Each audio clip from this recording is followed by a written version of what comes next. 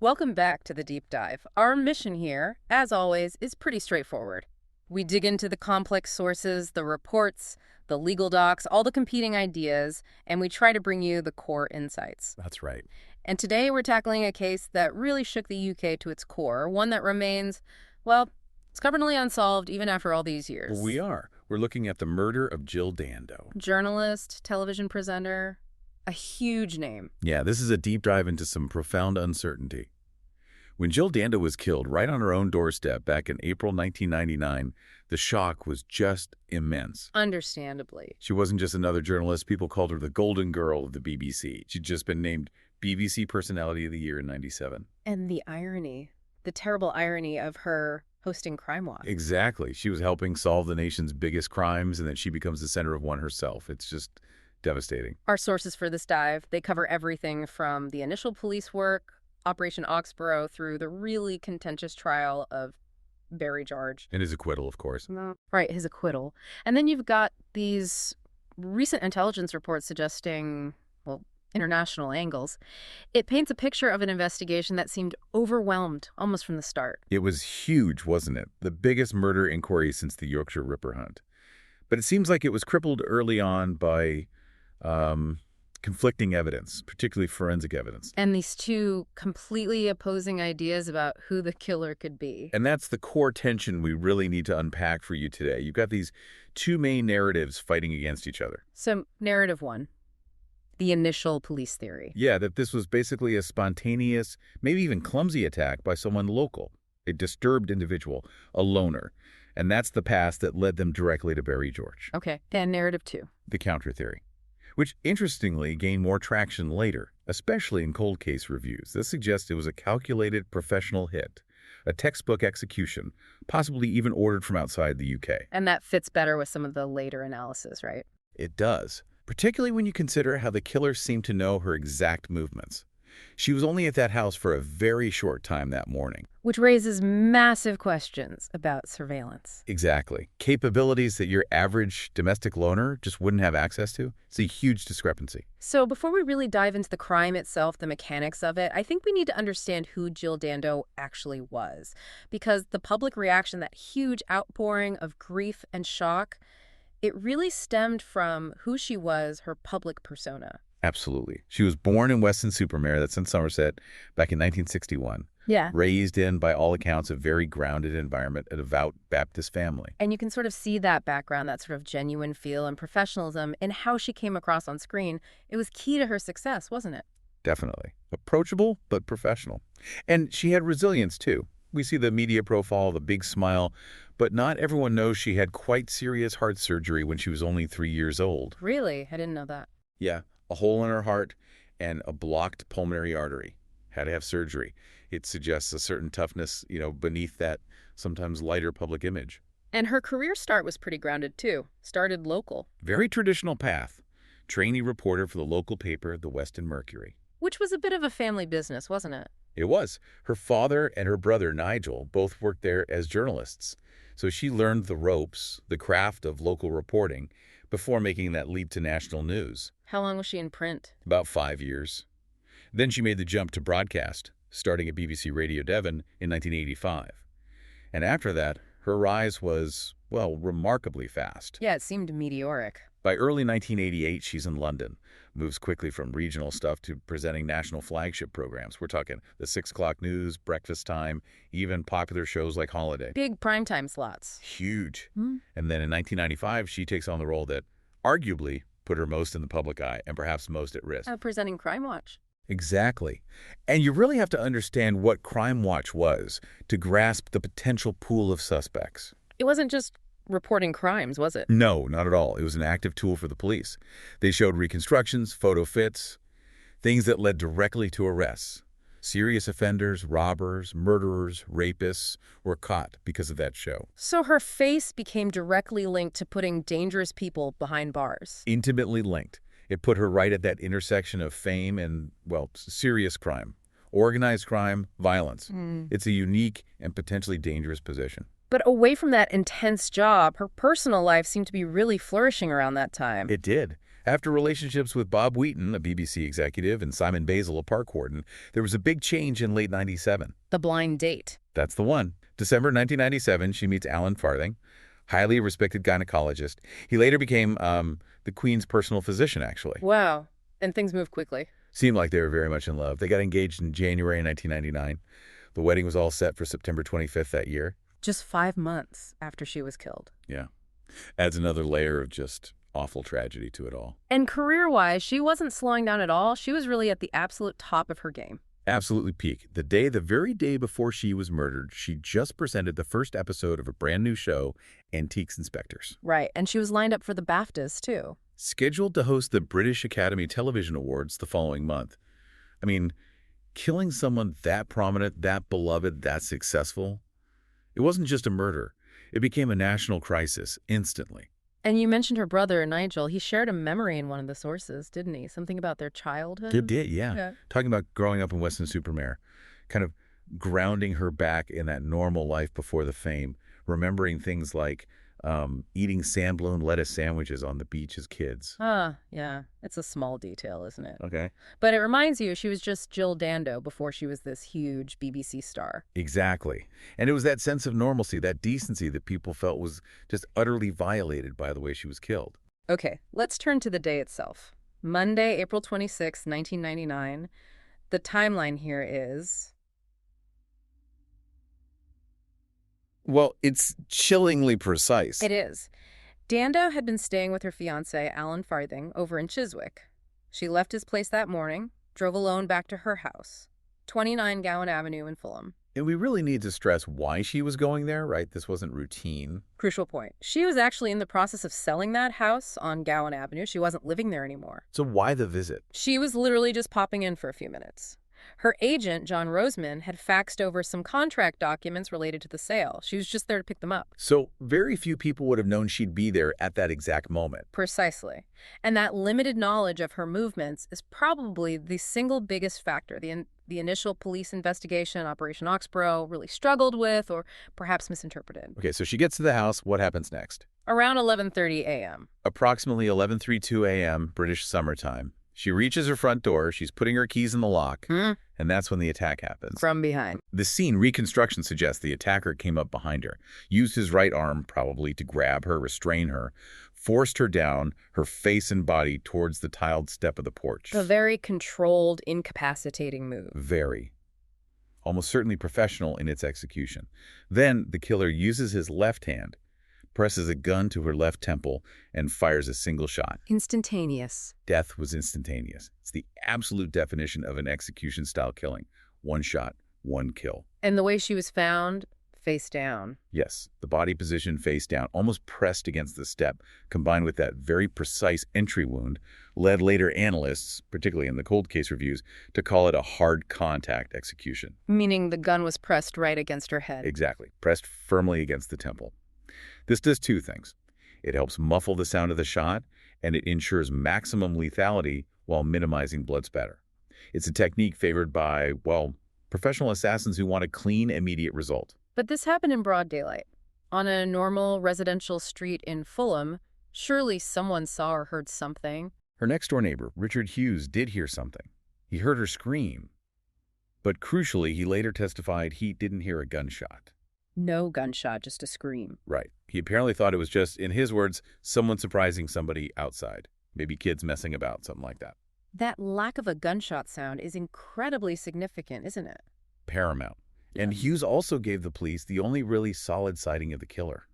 A white man, about 6 feet tall, maybe around 40 years old, just walking away calmly right after the incident. Okay, so we have a professional-style execution, but a potential witness nearby who didn't hear the shot.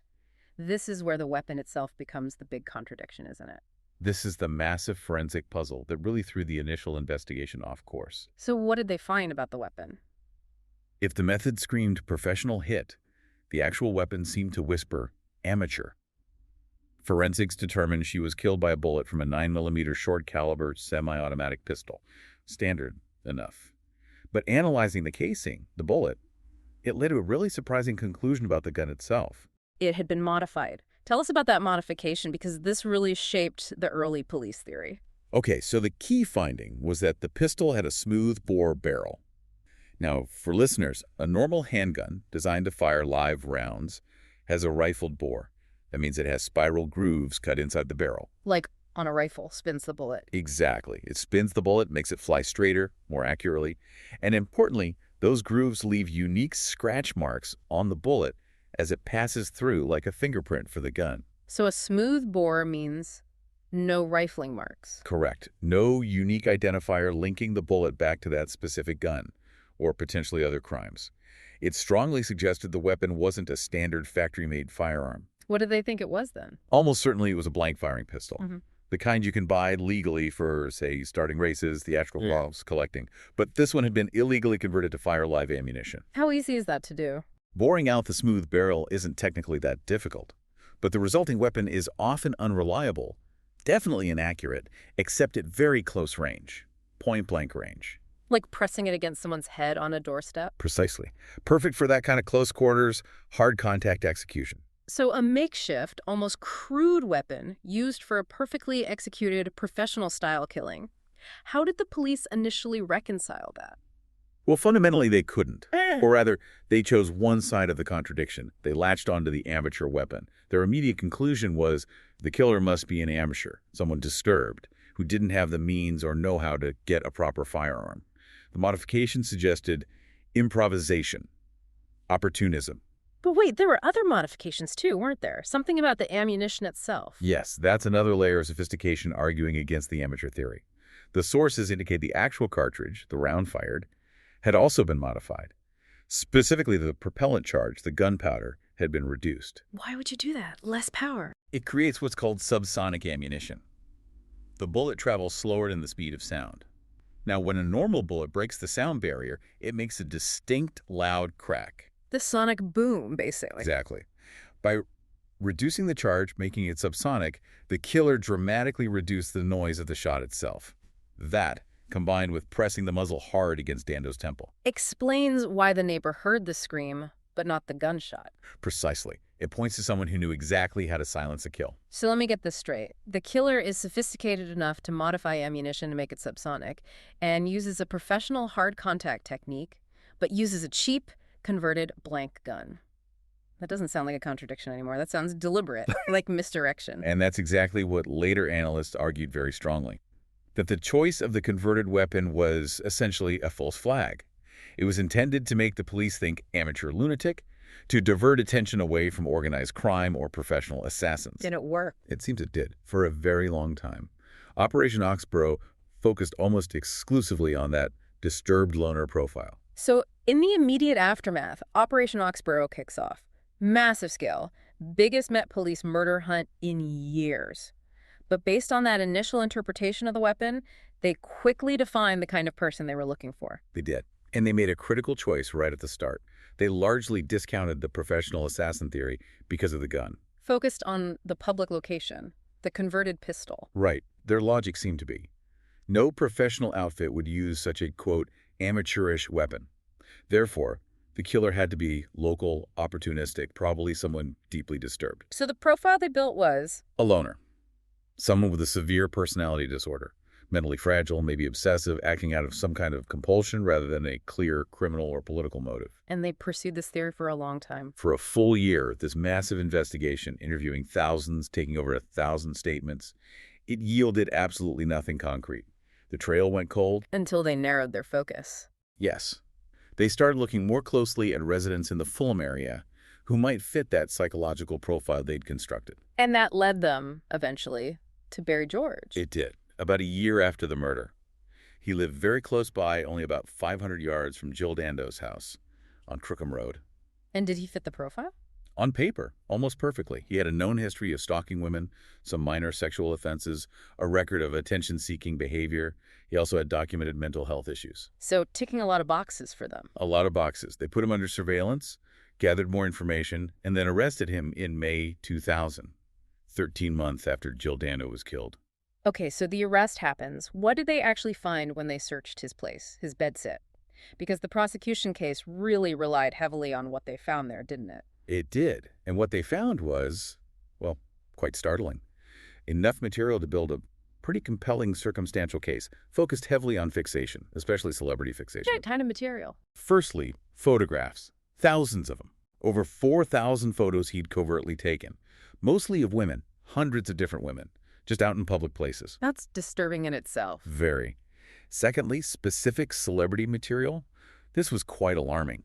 They found photos, newspaper articles, clippings, all relating to several well-known female TV personalities. People like Kieran Keating, Anthea Turner, Fiona Foster, Emma Freud. So a clear pattern of obsession with famous women on television. A vast, disturbing catalog, yes. And then there were handwritten lists. Lists. Really detailed lists. Names, home addresses, physical descriptions, even car registration numbers. Almost 100 women on these lists. Including Jill Dando. No, that's a crucial point the defense would later make. Jill Dando wasn't specifically detailed on those lists. But chillingly, the name of the late Princess Diana was on one of the lists. Wow. So it showed a level of planning and organization specifically focused on invading the privacy of famous women. That's certainly how the prosecution framed it. It demonstrated capacity and intent focused on this specific demographic. Okay, but what about the murder weapon? Did they find anything connecting him directly to that type of modified pistol? This was probably the most direct potential link. They found a photograph, a picture of Barry George himself. Doing what? Posing, wearing a military-style gas mask, and holding a handgun. Police analysis identified it as a modified Bruni blank-firing handgun. The exact type of weapon they suspected was used. The exact type. When they questioned him about it, George admitted he'd bought a blank-firing gun via mail order, but he absolutely denied ever converting it or any gun to fire live rounds. So let's recap the police perspective at this point. They've spent a year on a massive, fruitless investigation.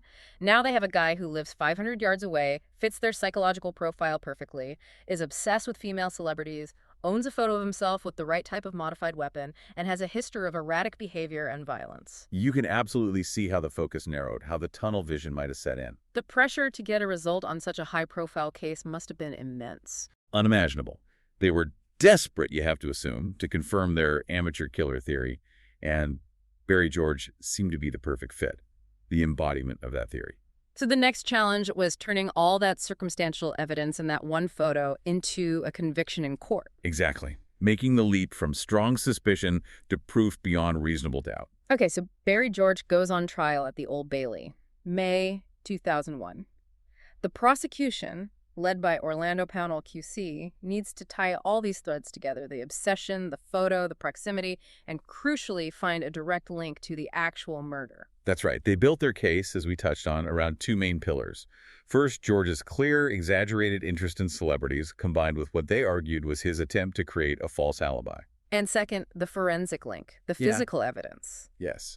Let's tackle that alibi manipulation first, because it seemed quite damning at the time. What was George's explanation for his movements? Well, when the police questioned him, he claimed he'd been trying to remember exactly where he was and what he was doing on the day of the murder because he'd heard that a police photo fit of the suspect had been released, and he thought he might match the description.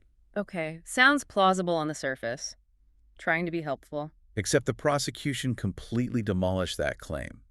They brought in witnesses staff from a local disability health center George had visited, people from a taxi company he'd used around that time. And what did they say? They testified that George had been really agitated, asking them very specific questions about the precise dates and times of his appointments or visits on the day of the murder, even asking about what clothes he might have been wearing. Trying to reconstruct his day. Why was that suspicious?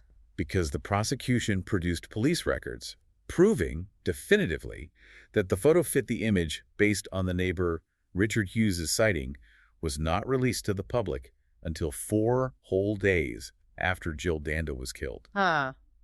So he couldn't have been trying to check his memory against a photo fit he hadn't seen yet. Exactly. The prosecution argued his frantic attempts to pin down his timeline weren't about cooperating. They were about actively trying to construct a false alibi after he knew he might be under suspicion. It painted him as deceptive, conscious of guilt. That does sound bad. But circumstantial evidence about behavior, even deception, isn't usually enough on its own, is it? They needed that physical connection. They did, and this brings us to the absolute crux of the trial, and ultimately the reason the conviction fell apart years later, the firearms discharge residue, FDR. Right, the microscopic speck. Explain that for us. What is FDR and why was it so critical? Okay, so FDR, firearms discharge residue, is made up of tiny, tiny particles that get blasted out when a gun is fired. They come mainly from the primer in the bullet's percussion cap, usually contain elements like barium, antimony, lead. And these particles spray out. Yeah, in a sort of invisible plume of gas. Yeah. They land on the shooter's hands, clothes, hair, on the victim, and anything nearby. Finding these particles is a standard forensic technique. So where did they find FDR in George's case? They found a single microscopic particle of FDR inside the pocket of an overcoat, a Cecil G coat, that they seized from Barry George's flat. Just one particle. One particle. But the prosecution argued that this specific type of particle was consistent with the residue expected from the ammunition used to kill Jill Dando. And finding it inside the pocket was key. That was their argument. They claimed it meant George must have put the murder weapon, or perhaps the spent cartridge casing, into that coat pocket right after the shooting. This was presented as the smoking gun, the definitive physical link. Okay, that sounds powerful. Now let's bring in the defense. Michael Mansfield, QC, a very high-profile defense barrister, his job was to dismantle this, right? Absolutely. Mansfield had to attack the reliability of that single speck of FDR and simultaneously push the alternative theory, the professional hit. How did he challenge the FDR evidence? He was incredibly critical of it. His main line of attack was cross-contamination. Meaning the particle didn't get there from George firing the gun? Precisely. Mansfield argued that this single tiny speck wasn't unique enough to be conclusive proof. And more importantly, it was far more likely that it got onto the coat accidentally during the police investigation itself. How could that happen? Think about it. Operation Oxbow was huge, lots of police officers involved. Many of them would carry firearms themselves, or might have handled other firearms evidence from other cases, or been at firearms training. Mansfield suggested that one of these officers, during the search of George's flat, or the handling of the coat afterwards, could have inadvertently transferred that microscopic particle from their own person or equipment onto the coat. Plausible deniability, undermining the chain of custody, essentially. Exactly, raising serious doubts about the integrity of that single piece of forensic evidence. And did the defense address the obsession angle? George clearly was obsessed with celebrities. They did. They pointed out something quite significant. Despite the thousands of photos and detailed lists George had of other female celebrities, like Princess Diana and Thea Turner, there was actually no specific material relating directly to Jill Dando found in his flat. No address noted down, no specific photos of her like the others. So if she was his ultimate target, why wasn't she cataloged like the others? That was the defense's question. It slightly undermined the obsessed fan-turned-killer narrative the prosecution was pushing. And crucially, Mansfield formally introduced the alternative, the Serbian connection. Suggesting she was killed by professionals? Yes, arguing it was potentially ordered by figures like the Serbian warlord Arkan as retaliation for NATO's bombing of Serbia, especially given Dando's recent appeal for Kosovan refugees, planting the seed of reasonable doubt. So, a complex defense strategy, but initially it didn't work. No. Despite Mansfield's arguments, the jury was clearly persuaded by the combination of George's behavior, the alibi issues, the weapon photo, and what they were told was a definitive forensic link with the FDR. On July 2, 2001, they found him guilty. By what margin? A majority verdict, 10-1. He was sentenced to life imprisonment. But that wasn't the end of the story. There was immediate unease about the conviction, wasn't there? Based on that single particle. Widespread concern, especially in legal and forensic science circles. George appealed twice, but failed both times. However, during that period, the scientific understanding and interpretation of FDR evidence, particularly single particle finds, was evolving rapidly. The science itself was being questioned. Exactly. Experts became much more cautious about declaring a definitive link based on such minimal evidence, especially given the high risk of contamination. Leading to the third appeal. Yes. In November 2007, his third appeal finally succeeded. The crucial decision was that the FDR evidence, that single particle, was now considered too unsafe, too unreliable, too potentially contaminated to be put before a jury as proof of guilt. So the core physical evidence was thrown out. Completely excluded from the prosecution's case. And without that particle. Without the FDR, all that was left was the circumstantial evidence, the obsession, the dodgy alibi attempt, the photo.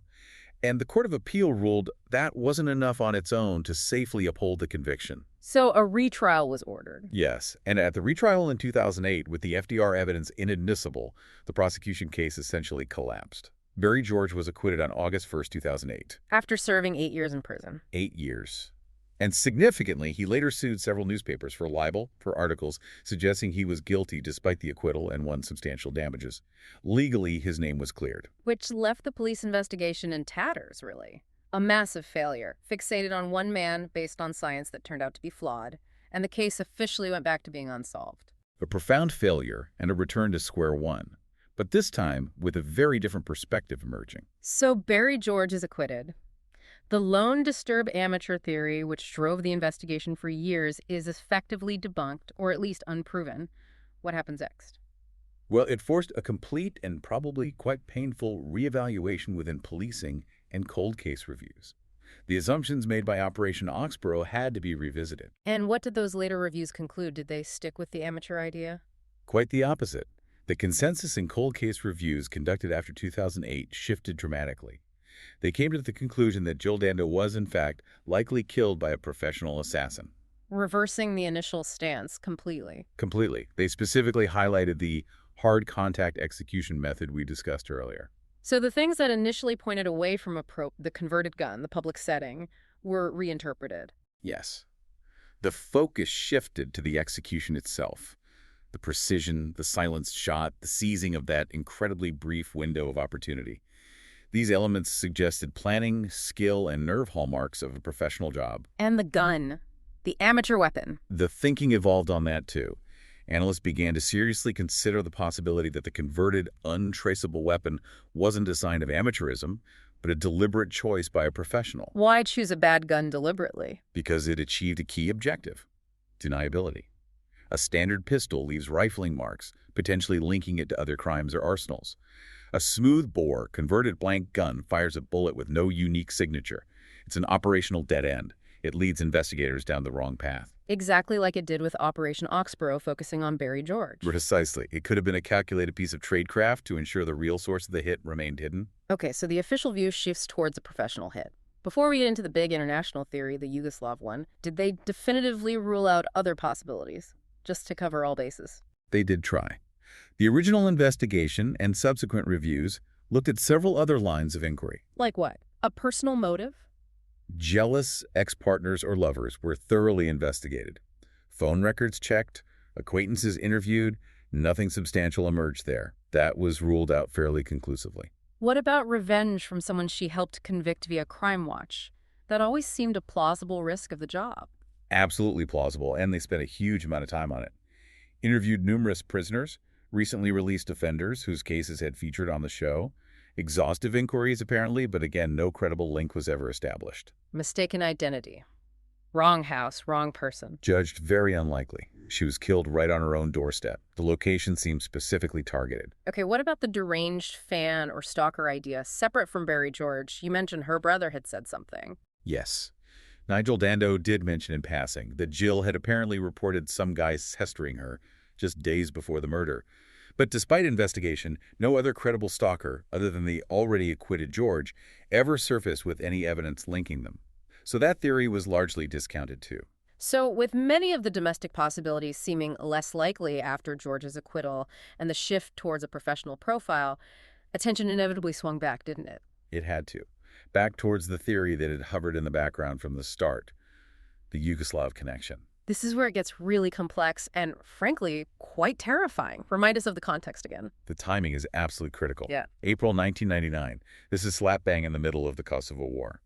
NATO forces, including the UK, are conducting a heavy bombing campaign against Serbia, trying to halt Slobodan Milosevic's campaign of ethnic cleansing against Kosovar Albanians. And Jill Dando gets caught up in this how? Potentially in two ways. Firstly, as a very high-profile face of the BBC, the state broadcaster, of a key NATO member bombing Serbia.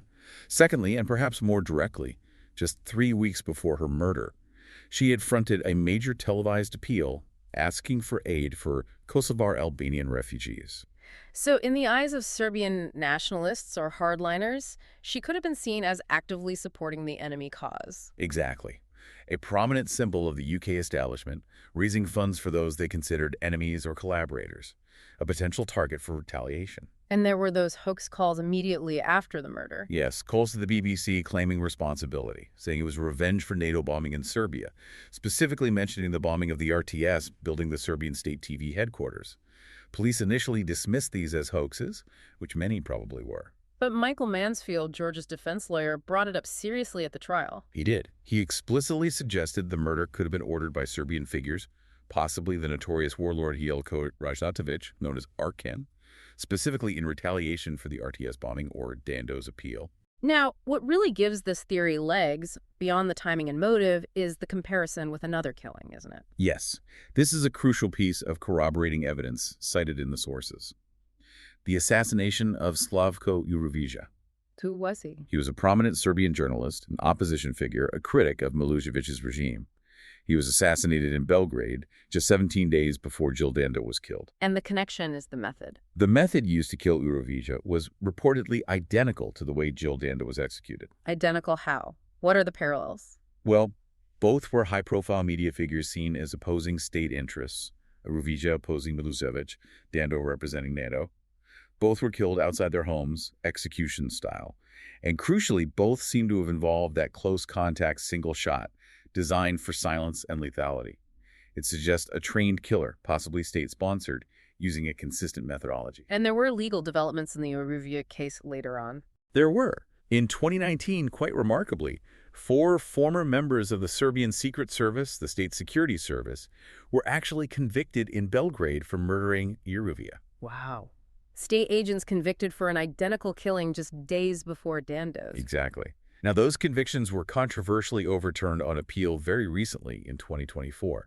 But the initial finding of guilt, establishing state involvement in that specific type of assassination methodology, provided massive circumstantial weight to the theory linking Dando's death to the same forces. So, if the police initially dismissed the Serbian link, what changed? Why did it become a more serious line of inquiry later? Intelligence reports seem to be key. It emerged, reported in 2019, that Britain's own National Criminal Intelligence Service, NCIS, had actually provided an intelligence report to the Dando inquiry years earlier. What did the NCIS report say? It apparently claimed explicitly that the murder was retaliation for the NATO bombing of the RTS building and that it had been ordered by Arkan. That's huge, direct intelligence pointing to that link. And it reportedly went even further.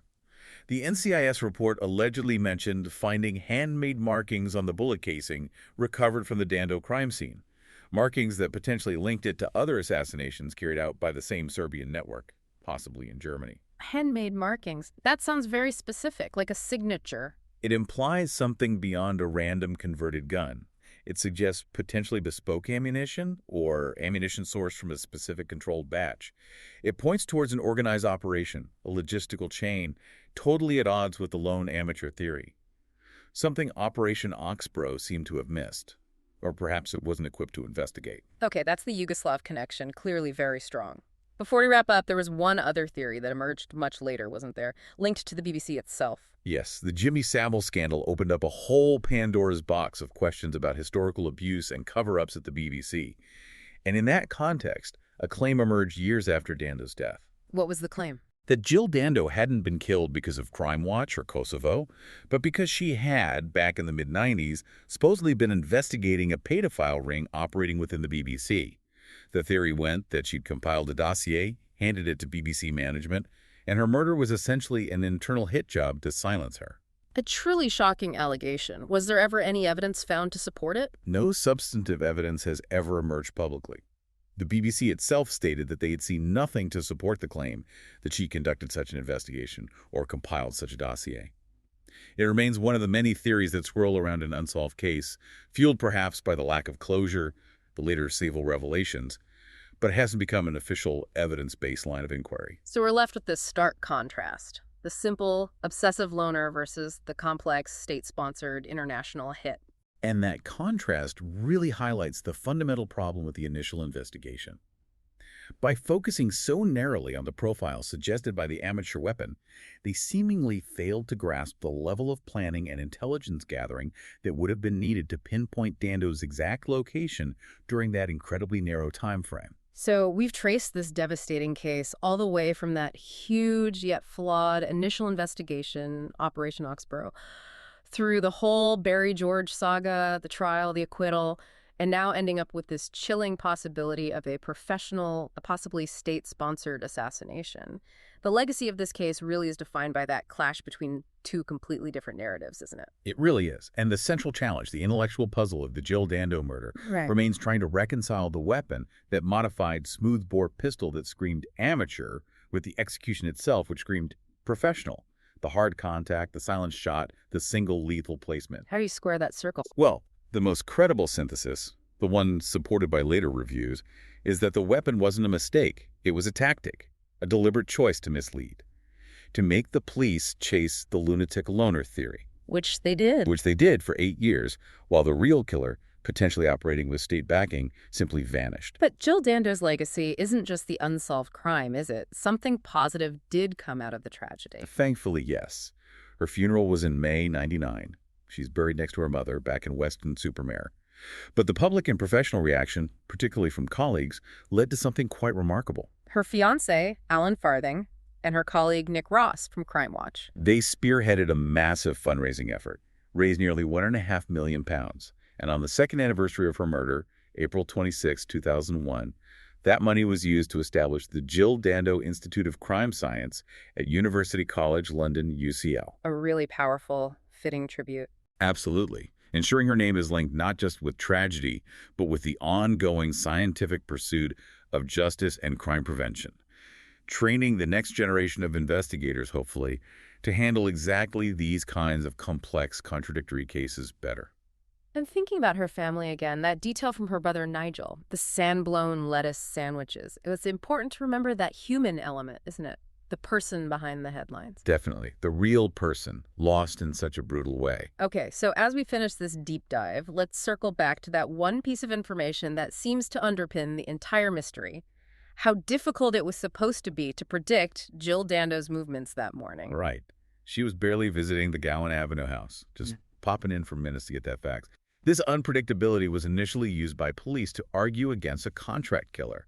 How could they possibly know she'd be there? But flip that logic. If her movements were so unpredictable, her visit so brief, maybe a 15-minute window around 11:30 a.m., what does that actually tell you about the person waiting for her? And this is the really provocative thought we want to leave you, the listener, with. The heart of the enduring uncertainty in the Dando case.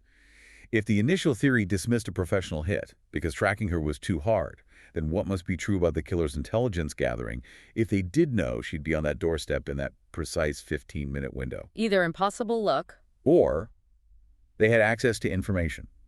An intelligence pipeline, perhaps, sophisticated enough to monitor a single, brief movement known only to her fiancé, and her agent. That capability points away from the disturbed loner profile and firmly back towards something more organized, perhaps institutional surveillance. leaving us wondering still, after all these years, was this personal?